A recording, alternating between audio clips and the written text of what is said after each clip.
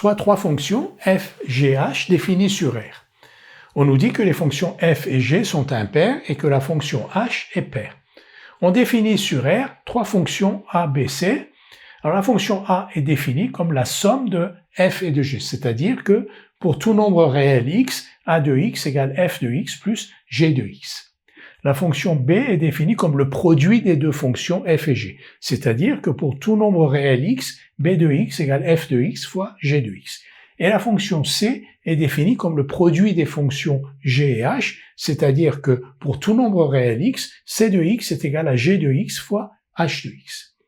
On nous demande si les fonctions a, b, c, ainsi définies, sont paires, impaires ou bien ni paires ni impaires. Une remarque, la plupart des fonctions, la grande majorité des fonctions, n'est ni paire ni impaire. La fonction a est définie sur R, son domaine de définition R est bien symétrique par rapport à 0.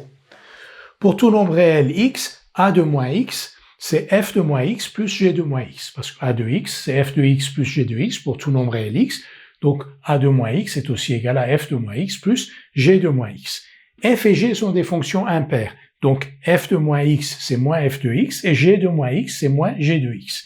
Et donc a de moins x qui est égal à f de moins x plus g de moins x est égal à moins f de x moins g de x, c'est-à-dire moins f de x plus g de x. Mais f de x plus g de x c'est a de x. Donc a de moins x est égal à moins a de x pour tout nombre réel x. Ainsi, le domaine de définition de a est symétrique par rapport à 0, et de plus, pour tout x appartenant à ce domaine, c'est-à-dire pour tout nombre réel x, a de moins x est égal à moins a de x, donc a est une fonction impaire. La fonction b maintenant, cette fonction est définie sur R, son domaine de définition est donc symétrique par rapport à 0. Pour tout nombre réel x, b de moins x, c'est f de moins x fois g de moins x. Donc b de moins x égale f de moins x fois g de moins x. Mais f et g sont des fonctions impaires. Donc f de moins x c'est moins f de x et g de moins x c'est moins g de x.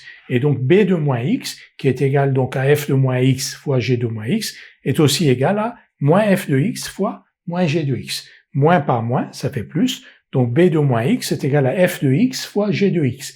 F de x fois g de x c'est b de x. Donc b de moins x égale b de x.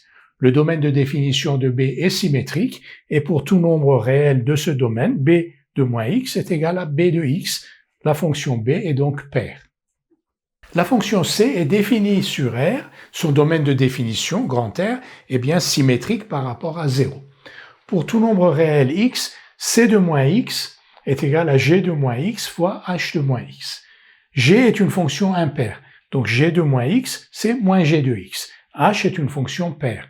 Donc h de moins x égale h de x. Ainsi, c de moins x qui est égal à g de moins x fois h de moins x est égal à moins g de x fois h de x. C'est-à-dire c de moins x égale moins g de x fois h de x.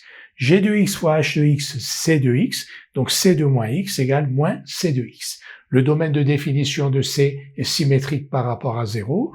Pour tout x appartenant à ce domaine de définition, ça veut dire pour tout nombre réel x, c de moins x égale moins c de x, donc la fonction c est impaire.